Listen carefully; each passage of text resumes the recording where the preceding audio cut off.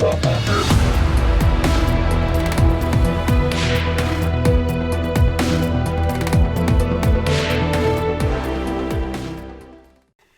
entretiens des patriotes, bonjour à tous. Après le drame d'Arras, les gesticulations d'Emmanuel Macron mettent-elles en danger les Français? Avant de répondre à cette question et traiter de nombreux sujets de l'actualité, je voulais vous remercier pour tous vos gentils messages. C'est une époque très compliquée en ce moment, de tensions, de passions, d'affrontements. Il ne faut rien lâcher, il faut continuer à soutenir la réinformation.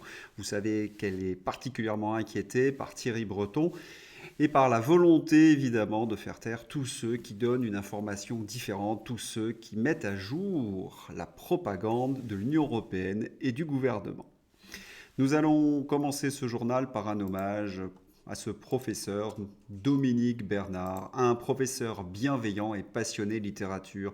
Une attaque au couteau dans une cité scolaire d'Arras, dans le Pas-de-Calais, a provoqué la mort d'un enseignant et fait 3 autres blessés ce vendredi.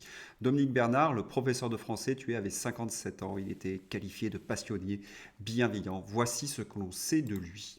Et cet homme, donc pétri d'humanité, était bien évidemment très courageux. Il s'est interposé d'abord et a sans doute sauvé lui-même beaucoup de vies. Ému aux larmes, un père de famille est certain que Dominique Bernard a sauvé des vies en s'interposant. Sans cet acte héroïque, il y aurait eu d'autres collégiens, lycéens victimes. Juste merci, témoigne-t-il, auprès de son fils, élève dans la cité scolaire. Le jeune garçon, la voix tremblante, salue la générosité de l'enseignant. Il est mort pour sauver d'autres personnes, certaines qu'il ne connaissait même pas. La France, quotidiennement, est victime de ces drames. Et que font ceux qui nous gouvernent? Eh bien, pas grand-chose. C'est ce que rapportent de très nombreux internautes. Nous en avons assez. Ce que je ne veux pas voir, après l'atroce assassinat du professeur de français Dominique Bernard par un terroriste fanatique, des fleurs et des bougies, des chansons, une soirée d'hommage à la télé, un hommage national et des slogans « Vous n'aurez pas ma haine ». Ce que je veux voir au contraire, c'est un procès avec une condamnation à la perpétuité de ce genre de terrorisme, une action sévère contre le fanatisme et qu'il n'y ait plus d'atermoiement. Une nouvelle politique migratoire est nécessaire. Mais pour obtenir ces changements, il faut qu'il y ait le retour du politique. Je parle du politique au sens noble du terme, celui qui agit. Aujourd'hui, nous n'avons plus de politique. Emmanuel Macron n'est plus un politique. Ce n'est qu'un communicant gestionnaire mis en place par l'Union européenne. Non, il faut absolument retrouver des hommes d'État. Parce que sinon, nous continuerons la longue liste de victimes de leur impuissance. Est-ce qu'il faut rappeler qu'il y a un an, la petite Lola nous a quittés et dans quelles circonstances? Est-ce qu'il faut que je remette la photo d'Alban Gervaise, les attentats de Nice, les attentats du Bataclan? Est-ce que l'on va continuer éternellement comme ça? Parce que pour les politiques, ils nous ressortent les vieilles ficelles. Emmanuel Macron s'est rendu à Arras et il a déclaré cette chose complètement grotesque: nous faisons bloc. Nous faisons bloc, vraiment. J'ai l'impression que le gouvernement abuse du champ lexical de l'unité parce que justement nous sommes profondément divisés. Un peu comme autrefois on évoquait l'autorité dans l'éducation nationale lorsqu'elle avait disparu. Emmanuel Macron prend ses désirs pour des réalités, à moins qu'il utilise la bonne vieille technique orwellienne. Il n'a rien à dire, alors il se réfugie dans des lieux communs. Quant à Elisabeth Borne, c'est bien pire. Les terroristes veulent nous faire peur, nous diviser. Notre réponse doit être claire. La cohésion nationale et l'unité. Rien ne peut résister à un peuple uni autour de son école et de ses enseignants, rassemblés derrière ses valeurs et ses principes, affirme-t-elle. J'ai l'impression d'avoir entendu ce discours plus de 20 fois. À mon avis, il était resté dans un frigo, ils l'ont ressorti pour la circonstance. Ils n'ont rien à dire parce que là, ils sont en train de nous rejouer la comédie « Vous n'aurez pas ma haine ». Car en fin de compte, il ne s'agit jamais de haine ni de vengeance, il s'agit tout simplement de justice, c'est-à-dire d'agir pour la sécurité des Français. Et ils ne font strictement rien. C'est ce que d'ailleurs rapporte Philippe Murer. Un terroriste assassine un Français, on reste debout et unis. Cela signifie quoi, rester debout et unis? On ne fait rien, pas de renvoi des fichiers islamistes. La vie des Français ne vaut rien pour ce gouvernement. Et lorsqu'on l'interpelle sur la question, et notamment Jordan Bardella a interpellé le président de la République, la réponse est saisissante. Bardella a tout simplement demandé qu'on dissolve des organisations politico-religieuses qu'il ne nomme pas devant les caméras. Or, si la question de Jordan Bardella relevait du simple bon sens, la réponse que le président du RN prête au chef de l'État est terrifiante. Quand nous avons proposé au président de la République de dissoudre ces organisations politico-religieuses fanatiques qui mêlent des croyants modérés mais aussi des croyants radicaux, il m'a répondu que non, parce qu'on prenait le risque de conduire le pays à la guerre civile. Voilà, c'est dit, cela fait 20 ans que nous entendons ce genre de propos et maintenant c'est dans la bouche des chefs d'État. Après François Hollande, Macron dit la même chose. Et que font-ils pour protéger leurs concitoyens? Ils ont la charge de la sécurité des Français, ils ne font strictement rien. Est-ce qu'ils ferment les frontières? Est-ce qu'ils contrôlent nos frontières? Pas le moins du monde.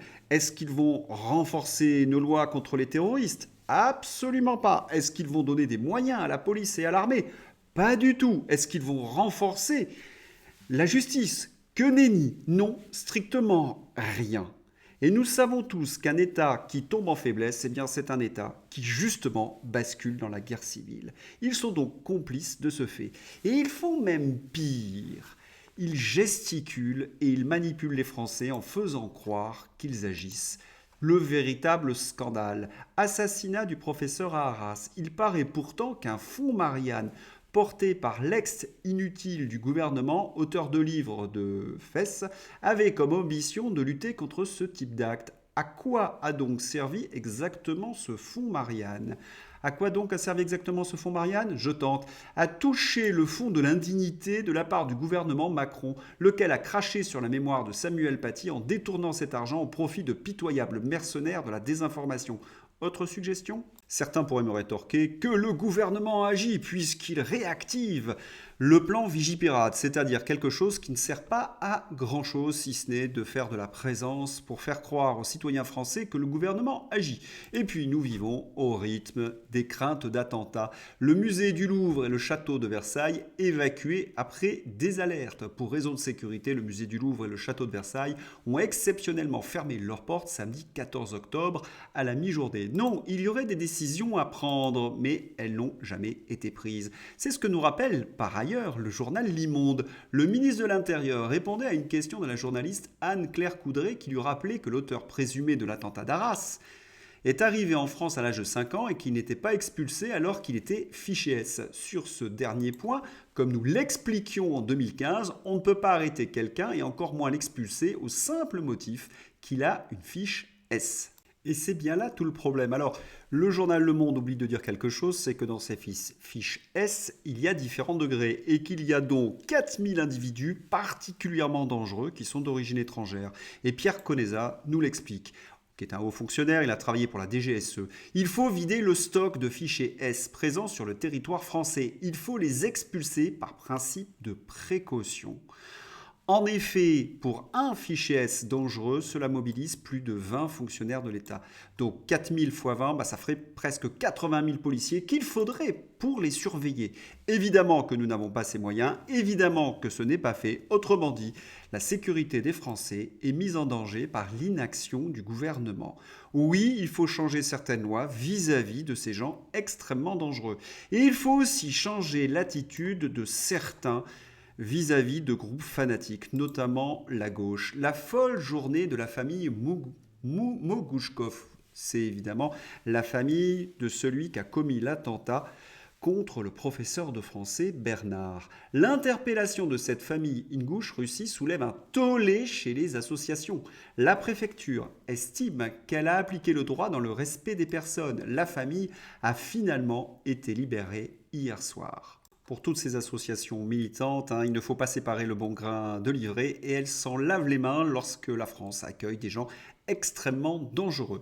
Il y a quelque chose à changer. Et puis, il y a évidemment la faiblesse des pouvoirs publics. Arras, le cabinet de Manuel Valls avait annulé la rétention de la famille de l'assaillant en 2014. Oui, tous coupables. Et comme le dit Guillaume Bigot, il va falloir changer bien des choses. Les frères musulmans sont interdits en Égypte et dans les États arabes unis. En France, ce sont les interlocuteurs des pouvoirs publics. On s'occupe juridiquement des frères musulmans maintenant où on attend un nouveau massacre. Oui, on ne négocie pas avec des groupes terroristes, on ne les subventionne pas, parce que plus on leur donne de l'argent, bien évidemment, plus ils deviennent dangereux. Et il y a un personnage un peu emblématique de cette politique, et bien c'est celle qui gouverne l'Europe, Pustula. Nous la savons plongée dans un scandale avec le Qatar, et bien elle va à Tel Aviv, en Israël, et là c'est la catastrophe diplomatique. En s'exprimant lors de sa visite à Tel Aviv, sans mandat des 27, son soutien sans réserve à Israël, alors même que Gaza est déjà assiégé et pilonné, Ursula von der Leyen a outrepassé ses pouvoirs, analyse fort justement le Irish Time. Et les 27 ont décidé enfin un petit peu de réagir. Le déplacement de von der Leyen en Israël provoque une nouvelle tempête au sein de l'Union européenne. Les 27 se réunissent en urgence mardi et reprochaient à la présidente de la Commission de ne pas avoir rappelé sur place l'obligation du pays à respecter le droit international. Von der Leyen est liée au Qatar, von der Leyen est liée au scandale de Pfizer, et évidemment, vous la voyez, comme à son habitude, venir à la rescousse de la politique de Joe Biden. Vous avez donc toute une génération de dirigeants mondialistes qui ont financé des groupes terroristes ou qui se sont laissés infiltrer. Je vous renvoie notamment aux campagnes de l'Union européenne en faveur du voile financées par des associations des frères musulmans, voire également le scandale du Qatargate, et qui arrive aujourd'hui, comme Pustula, en nous expliquant « non, je suis responsable de rien », cela devient honteux. Et puis généralement, ils ont financé également des groupes terroristes pour des raisons, j'ai envie de dire, bassement politiques. Et cela touche tous les États, les États-Unis y compris.